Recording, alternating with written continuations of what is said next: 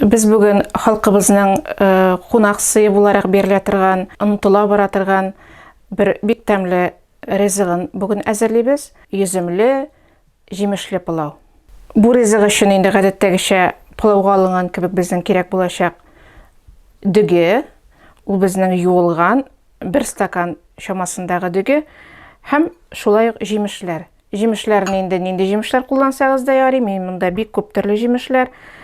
Onda bar menem yüzümde, qora jemişde, kurege, mene kuregenin bik köp sortlary, hırma jemişi, hem birme bir kolemde syýyk may, hem atlanmay alyna. Dostlar, mene biz häzir munda moy saldyk. Moy üstüne şuşlay jemişlerimizi salyp, ana bir kat kızdyryp alabız şulay. It kibik indi.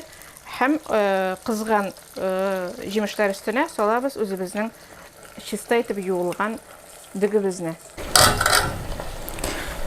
Teminçe tuz salyp jiberебиz. Hem üstüne su quýabız.